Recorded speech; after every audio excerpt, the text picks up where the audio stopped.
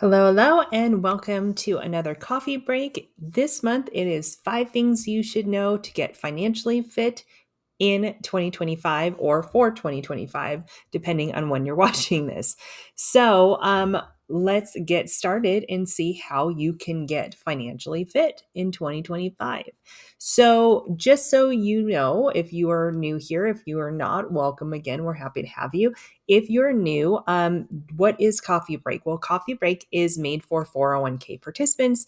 It is a quick peek into strategies that hopefully will help you in your financial future.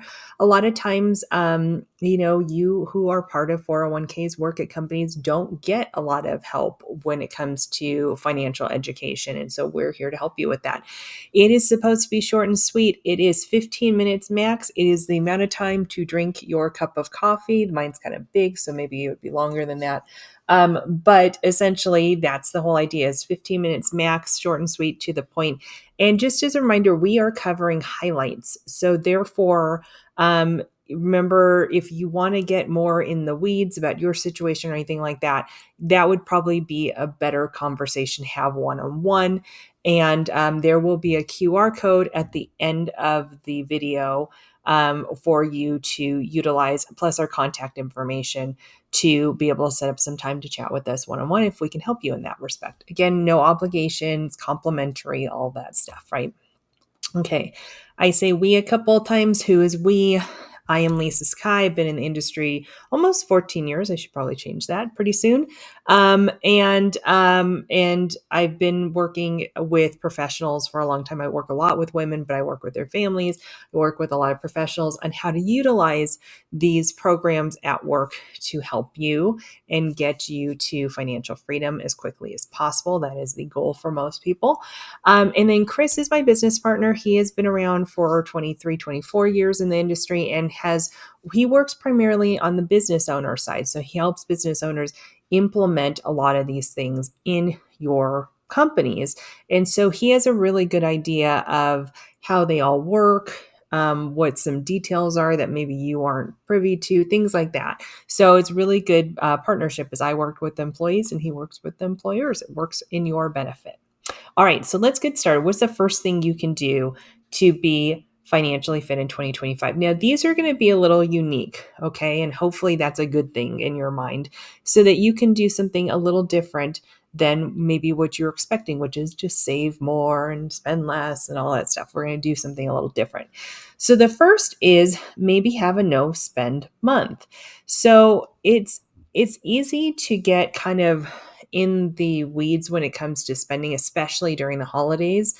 January, February, March, sometime in there, maybe it'd be good to have a no spend month. Now, obviously, you're still going to buy groceries, you're still going to buy the essentials, but how do we curtail those need versus want purchases? And maybe we stock the want purchases for an entire month. If a month seems too much, maybe it's a weekend, maybe it's a week, okay? Just start small. If a month this seems overwhelming to you. And so, use this time to kickstart some savings. So maybe your emergency fund needs a little boost up from the holidays spending. Maybe you need to start your emergency fund. Maybe you need to max out your retirement savings or start retirement savings. This would be a great time to do that. Take those savings and use that to start one of your things that are on your list to get you in a better position for your financial future. So instead of asking, oh gosh, this is too hard, ask yourself, what are some expenses? What's at least one expense I can give up for 30 days? And that might work because a lot of people give up alcohol for 30 days, they give up other things. Maybe you just focus on one thing that you're not going to purchase that is a little bit expensive and can cost you some money issues down the line if you don't curtail that a little bit. Maybe it's a hobby, things like that. All right. Number 2. And if you wonder what I'm looking at my notes on this side. So just FYI. All right. So number 2 is to do automated savings. Now you've heard this one before, but I have a little bit of a different take on it. So making sure that you can save consistently is very important when you're building that kind of muscle when it comes to your saving and your financial future. So maybe it's taking $50 at every time you get paid, your pay period basically, and you take $50 and you put it in a different account. Maybe it's an investment account, maybe it's an account that's going to be your emergency fund, maybe it's a high yield savings account, something that is away from your normal account that you pay all your bills from. That could be easy. And maybe that just happens automatically every 2 weeks and you don't think about it. Now, a lot of people say, think, just set and forget it.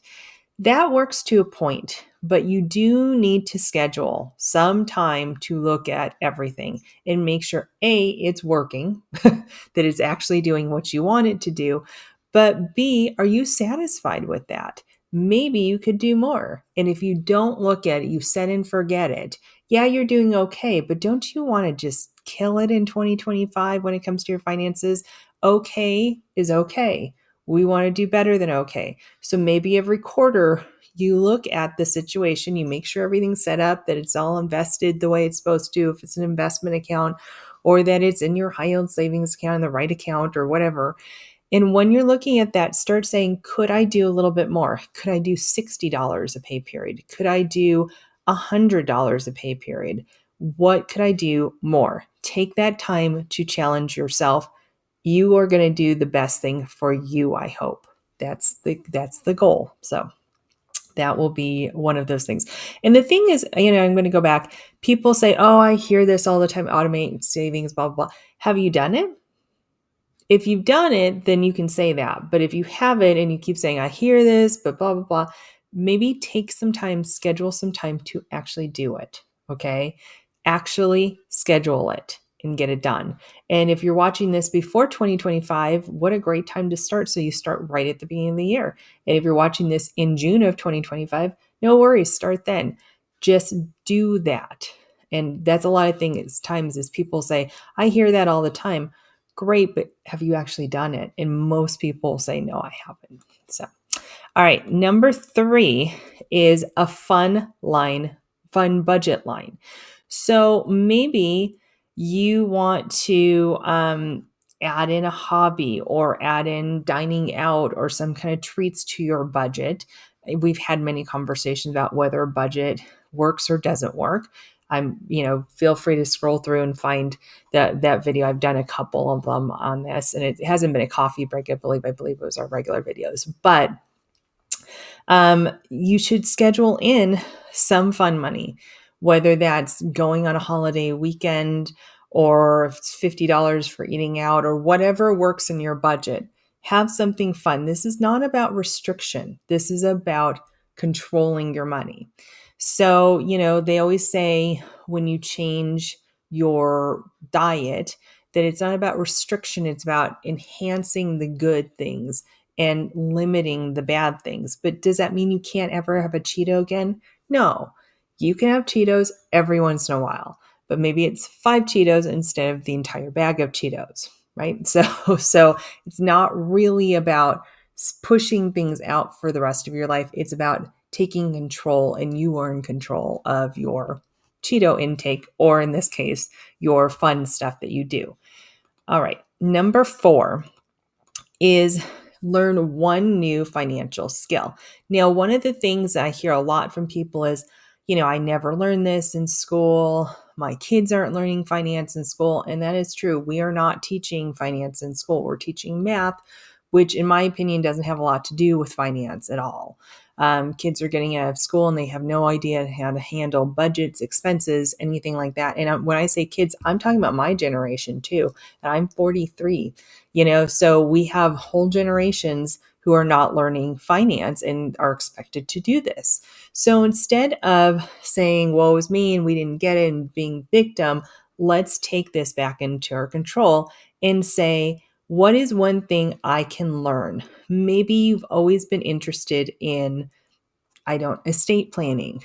maybe that's an area you start to learn. You learn the difference between trusts and wills. You learn how trusts are supposed to be set up. That might sound super boring to you right now if that's not what you're interested in.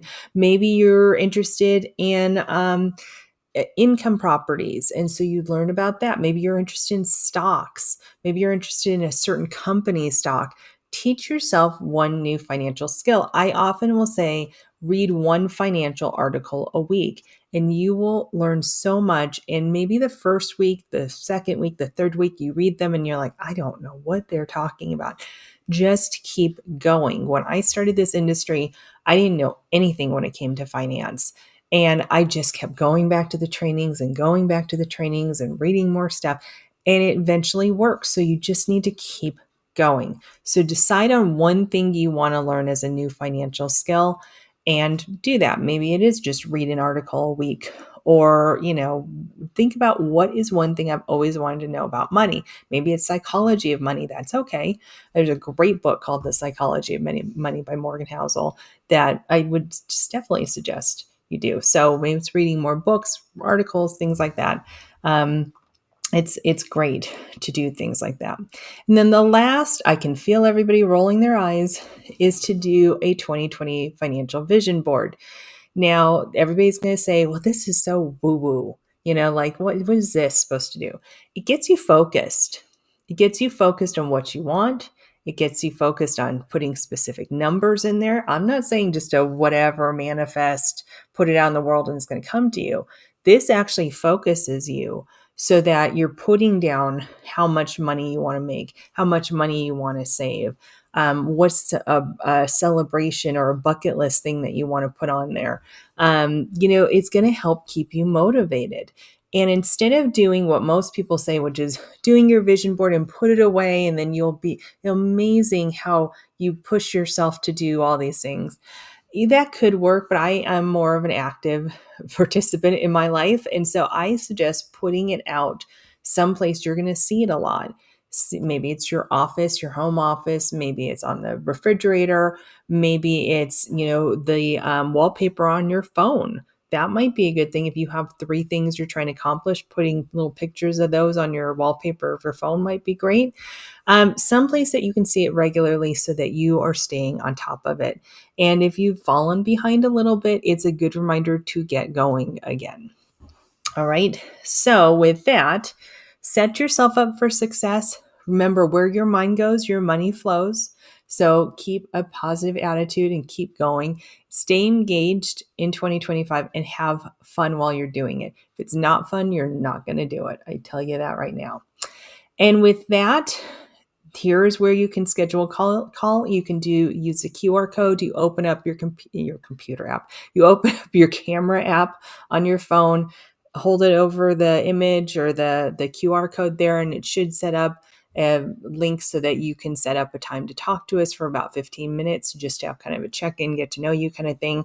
If that's too technical for you, write us at info@onevisionretire.com.